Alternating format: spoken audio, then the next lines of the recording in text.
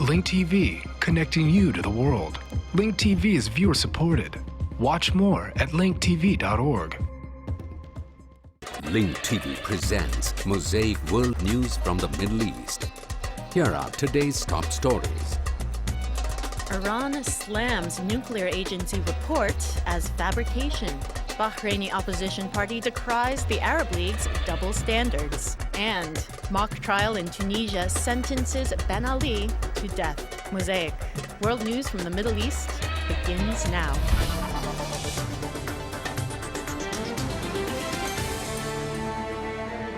قتل 15 مسلحا من أتباع جماعة الحوثي وأصيب آخرون بحسب Yemeni local and tribal resources told the BBC that 15 armed Houthi fighters were killed and several others were wounded in violent clashes that erupted yesterday and continued today in the Ahim region of Hadja province in western Yemen. For weeks, dozens of Houthis have been besieging a house belonging to a Salafi group in the Damaj region of Saada province in northern Yemen after clashes between the two parties led to dozens of casualties on both sides. أسفرت عن مقتل وإصابة العشرات من الطرفين. سياسيا عاد إلى صنعاء عبد ربه منصور هادي. Politically, Yemeni Vice President Abd Rabbu Mansour Hadi returned to Sana'a after his visit to the United States. Meanwhile, media reports indicated the possibility of signing the Gulf Initiative on Thursday in Riyadh with broad Arab and international attendance. عربي ودولي واسع. The debate about the options to deal with the Iranian nuclear issue in light of the expected report by the International Atomic Energy Agency, the IAEA, has become public among the major members of the international community. Iran responded to the report with an equally sharp tone. The Iranian president even accused the IAEA and its chief of being U.S. puppets. The International Atomic Energy Agency's report on the Iranian nuclear program provoked Tehran authorities before it was even released. The timing of the report's release coincided with an intensifying international campaign against Iran that has escalated to the level of threatening to wage a war against the country. This prompted the Iranian president to accuse the IAEA and its chief of being Washington's puppets. The International Atomic Energy Agency publishes reports imposed by U.S. officials. I feel sorry because the chief of the agency, Yukiya Amano, violates his organization's work principles and because he is a puppet of the U.S. Why doesn't Mr. Amano release reports on the arsenals in the U.S. and its allies? The report led to an eruption of reactions and indicates that there is new evidence revealing Iran's research in building a nuclear bomb. Leaked information asserted that the report will largely elaborate on Iran's program to enrich uranium, conduct experiments with high explosive materials, and make adjustments to rockets to enable them to deliver a nuclear payload. Iran responded by saying that its nuclear program is completely peaceful and aims at generating electricity so that it can export more oil and gas.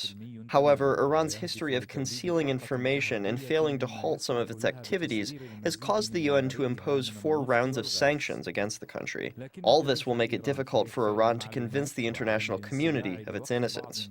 Nasser Fagali, BBC.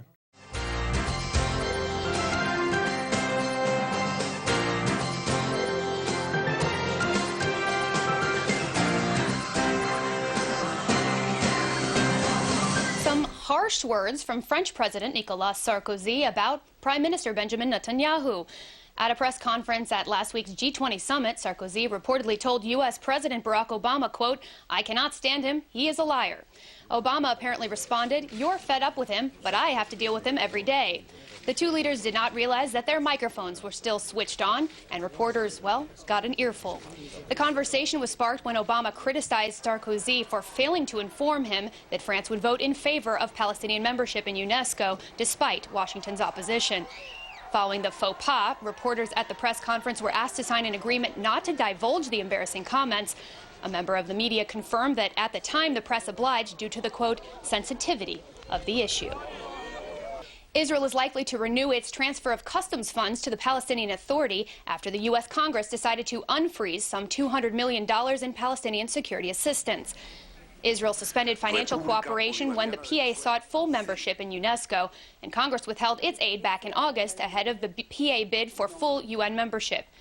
Republican Congresswoman Ilyana Ross-Lehtinen, who chairs the House Foreign Affairs Committee, said that she would no longer block the transfer of aid. Ross-Lehtinen confirmed that the Obama administration had convinced her that releasing security funds to the PA was in the interest of both Israel and the United States. An additional $200 million in U.S. assistance is still being withheld from the PA. For his part, Defense Minister Ehud Barak has opposed the withholding of funds, stressing that the PA needs the money to pay its security forces, which Israel agrees has been vital to the fight against terrorism. But Finance Minister Yuval Steinitz has supported the suspending of funds as a punitive measure against the Palestinians for their unilateral actions.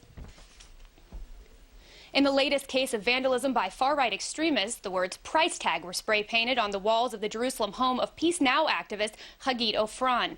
This is the second time in several months that Ofran's residence in the Talbiya neighborhood of Jerusalem has been defaced. Perpetrators also wrote, "Rabin is waiting for you," a reference to the assassination of former Prime Minister Yitzhak Rabin. Memorial services are being held this week to mark 16 years since Rabin's death. On Sunday, the Jerusalem office of Peace Now was vandalized with similar graffiti and received a telephoned bomb threat. In response, movement spokesman Yariv Oppenheimer claimed that the government's backing of illegal settlements incites such activities, and he said that he holds the prime minister directly responsible. Knesset Speaker Reuven Rivlin strongly condemned the price tag phenomenon, calling it Jewish terrorism. Joining me now from our Tel Aviv studio to discuss the issue of Iran is Dr. Mordechai Kedar, researcher at the Begin Sadat Center for Strategic Studies. Good evening, Dr. Kedar. Good evening. I'm having a little bit of trouble hearing you, so I hope you can hear me. There is increased speculation, as you know, a possible Israeli strike on Iran ahead of this IAEA report that's due out on Thursday. In your opinion, is the threat of a military strike enough to pressure China and Russia, which have both been reticent to tack onto sanctions? Will it convince those parties to agree to sanctions, and will those sanctions even be effective? China would buy the silence in the Gulf in any price. Of course, they need the Iranian oil. They depend on it. And this is why they try to defend Iran from sanctions, especially in this field of the oil. But there is a limit to what China can do, because if the whole world will be against Iran because of especially the report, which might be published in a few hours, China will not risk its oil supply from other places in the world. And this is why I think at the end of the day, China might join the world in sanctions on Iran.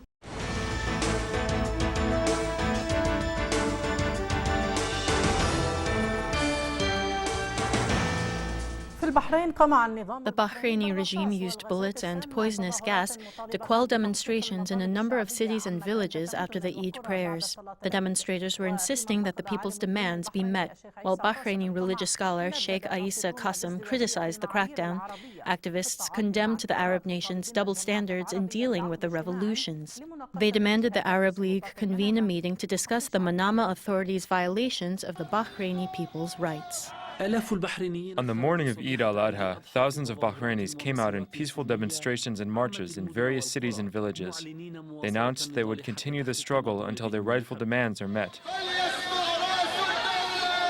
During the demonstrations, participants affirmed their solidarity with the martyrs and detainees and condemned the brutal repression of yesterday's memorial for the martyr al-Dihi, during which dozens were wounded. In his Eid speech, Ayatollah Sheikh Aissa Qasim denounced the authorities' repression of the peaceful protesters and criticized the continued detention of women in the regime's prisons. Is it a source of pride for the government that Eid after Eid, Muslim women are still held hostage in prisons? Is it a source of pride to give the gift of poisonous gas to citizens in their sleep during the days of Eid in their homes and rooms, in the hopes that they suffocate? While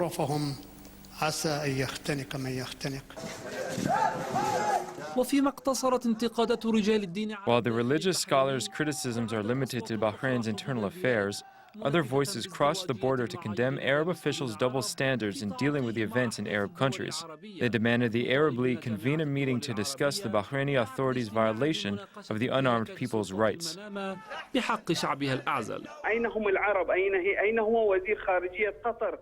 Where are the Arabs? Where's the foreign minister of Qatar, who showed great enthusiasm after the U.S. State Department's statement and called for an emergency meeting on the Syrian issue? We hope that those in the Gulf regimes who are now profiting from the bloodshed of the Syrian people will stop doing so. We say to them, we say to the foreign minister of Qatar, Bahrain is closer to them than Syria. If the Arab League is serious, then we call on it to convene a meeting with the Bahraini opposition here through Al-Alam channel. For their part, the supporters of the February 14th revolution condemned in a statement the repressive campaign the authorities are carrying out against the protests. The statement renewed its rejection to dialogue and Western pressure on the opposition and religious figures, affirming that the demands of the youth of the revolution will not be achieved through negotiations and dialogue, but only through jihad and resistance. The statement indicated that the people will not refrain from resorting to civil disobedience in order to achieve their legitimate demands. Meanwhile, the Youth of the Revolution Coalition warned the regime and its protectors of targeting its symbols and threatened that the coming days will be difficult for the regime. The coalition warned that Operation Volcano of Anger is coming to liberate the people of freedom.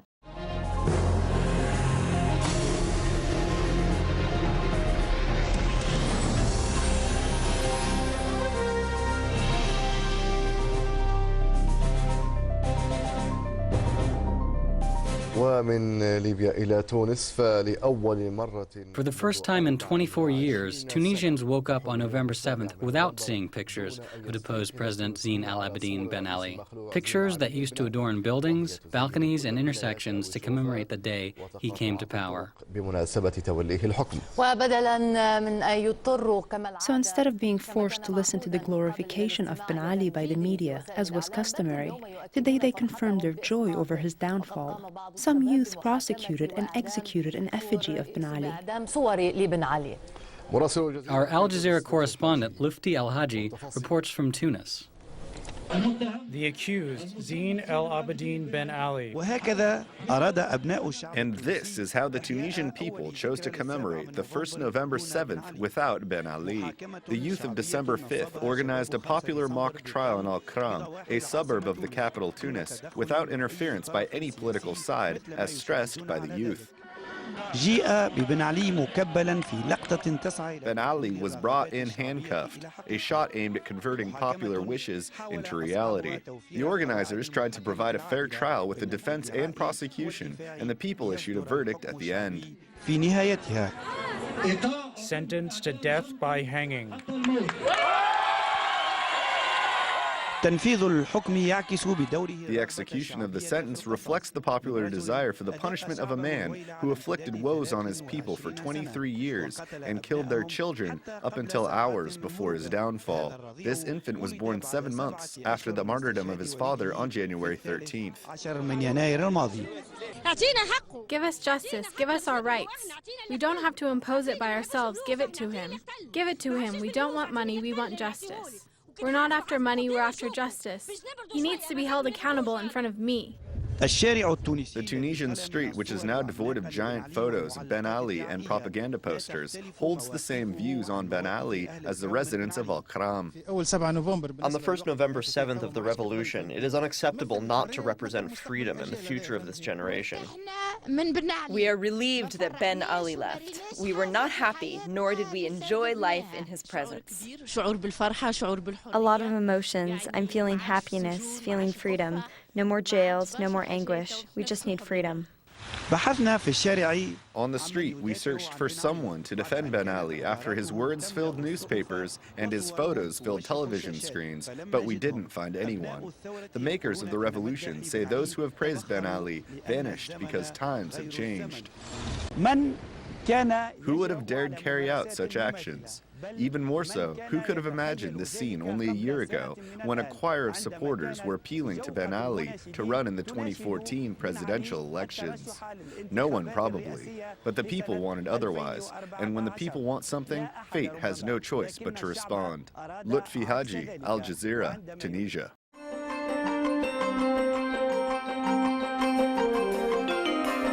In Syria, the popular mobilization has not stopped during the Eid al-Adha holiday as the killing machine continues to claim more lives every day. Under this framework, the UN announced that 3,500 victims have fallen in Syria since the beginning of the revolution.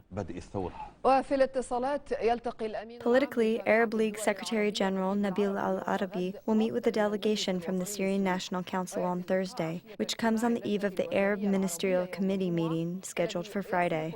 The Arab League Council is expected to hold an emergency session on Saturday to discuss the Syrian regime's failure to implement the Arab Initiative. On the ground, Syrians took to the street in massive demonstrations across the country's various regions in solidarity with Hama. This morning, Assad's brigade stormed several neighborhoods of Hama, which coincided with the launch of a wide-scale military operation in Homs amid heavy artillery shelling.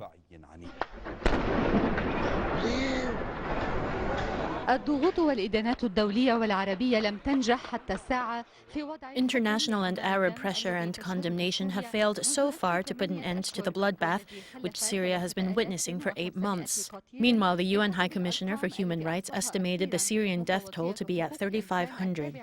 This morning, the residents of Hama's neighborhoods woke up to the sound of heavy gunfire and explosions. Assad's brigades and Shabiha stormed the city at dawn, as confirmed by the local coordination committees of the Syrian revolution. This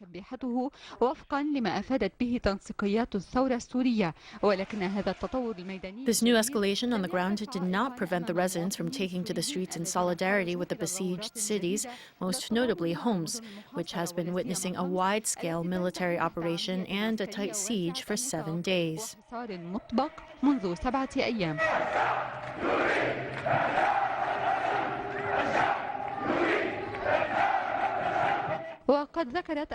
Opposition websites reported that the city of Talbisa in Homs has come under artillery shelling, adding that the Baba Amro neighborhood has also been witnessing a fierce and barbaric operation since the launch of the revolution in mid-March.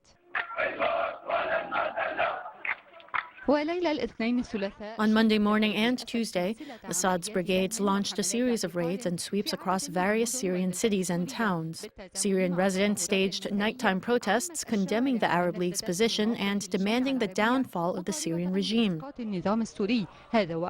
Meanwhile, the Syrian Revolution General Commission declared a general strike on Thursday in solidarity with Homs, urging the Arab League to withdraw its initiative.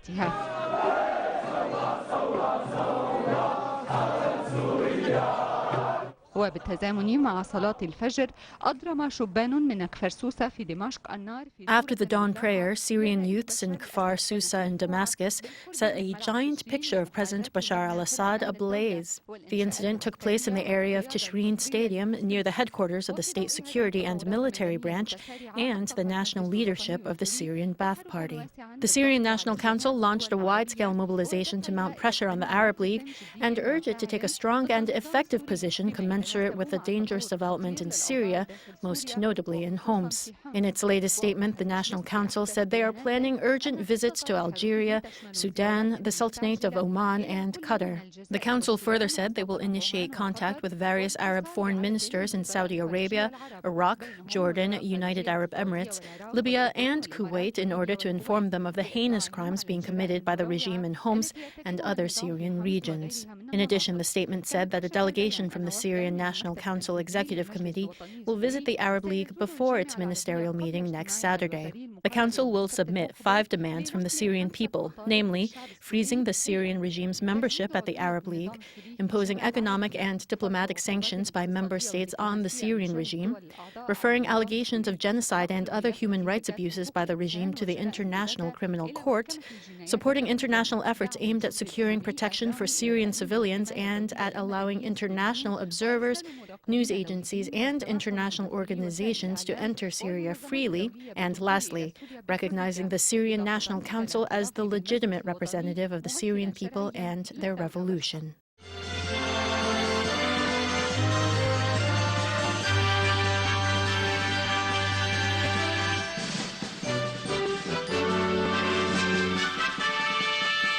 Kuwaiti Defense Minister Sheikh Jaber Mubarak al-Sabah denied the assertion that the U.S. troops will stay in his country after their withdrawal from Iraq. According to reports by the Kuwaiti state news agency, the minister denied the existence of any plans for the U.S. troops to stay in Kuwait or on Bubiyan Island after they withdraw from Iraq. He indicated that his country will only be a passageway for the U.S. troops to pull out of Iraq on their way to the United States.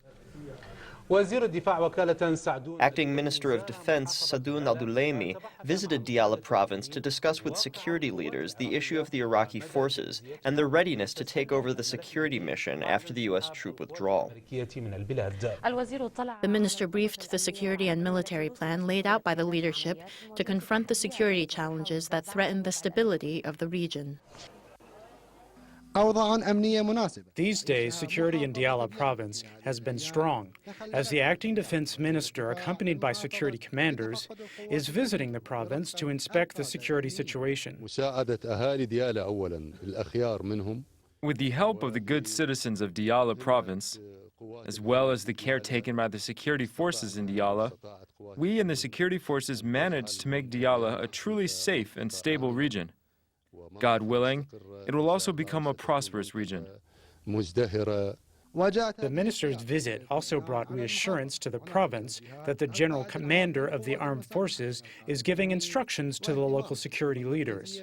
He also said that the central government cares a great deal about the province. He expressed his gratitude for the sacrifices made by members of the security forces in order to make Diyala a safe and secure city. We were reassured by the brothers we have here, most notably in the command center, that they are receiving instructions from the general commander of the armed forces. He pays a great deal of attention to this province, and he is grateful for the work done by Diyala's leadership. During his exceptional visit to the province, the defense minister looked closely at the reality of the security situation and the performance and readiness of the security forces as the U.S. troop withdrawal from Iraq approaches.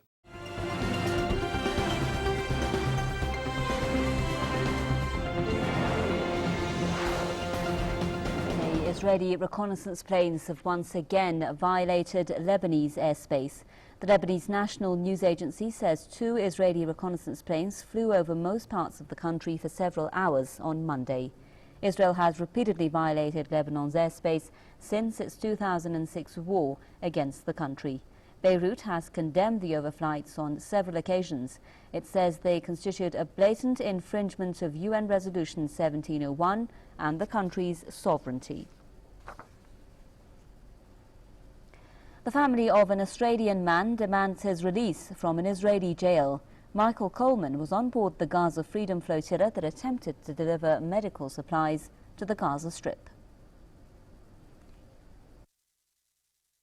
Michael Coleman, an Australian man aged 35, was one of 27 passengers on board 2 boats bound for Gaza in an attempt to deliver much-needed aid and medical supplies to the besieged coastal strip. The Israeli army intercepted the boats in international waters on Friday, November 4, and the passengers have been detained since. Coleman anticipated that the boats would likely be intercepted, which would be followed by detainment, and prepared a video for the Australian public in advance. If you're seeing this video, I'm currently in an Israeli detention centre. I've been arrested for challenging the illegal blockade of Gaza. Coleman maintains that his actions were lawful and peaceful and has urged other Australians to support him by demanding his release.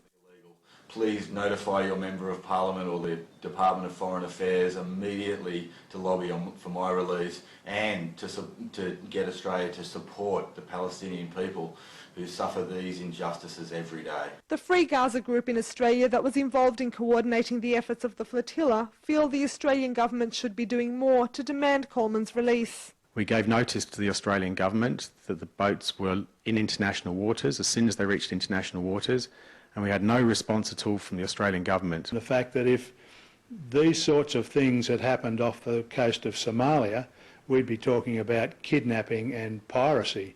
We're not talking about those sorts of things where we've just sort of rolled over and played the game. So I'm very disappointed in the action or lack of action that the government's taken on Michael's behalf. The Department of Foreign Affairs and Trade told Press TV that they do not have an official position on the incident, but refer to its travel advisory for the Gaza Strip. which states, "We strongly advise against travelling by sea to the coast of the Gaza Strip in breach of Israeli naval restrictions or participating in any attempt to break the naval blockade.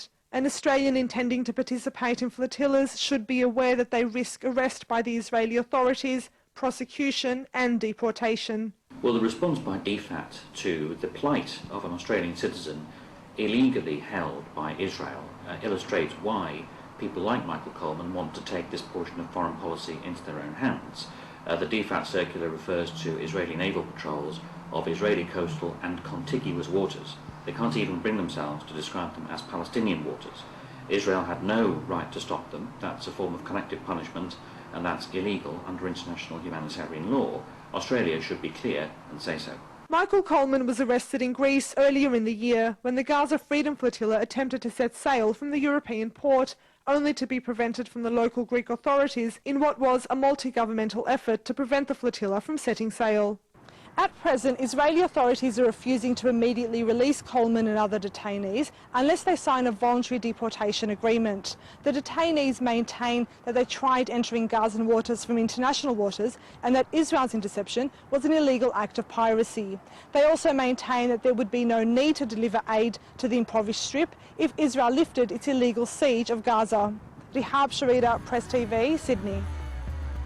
The views expressed on Mosaic are from contributing broadcasters, not Link TV or its sponsors.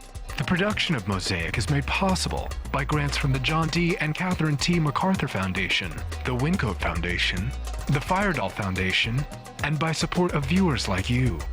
Thank you. Watch Mosaic World News online. Stay up to date with breaking news, read our blog, get transcripts of past shows, and more at linktv.org/mosaic.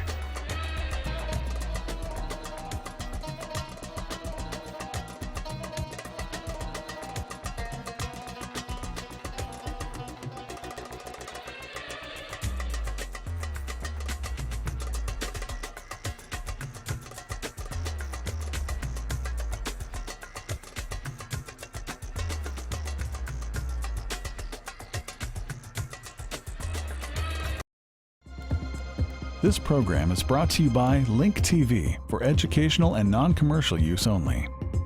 Link TV is the only U.S. network dedicated to global and national news, uncompromising documentaries, and diverse cultural programs which connect you to the world.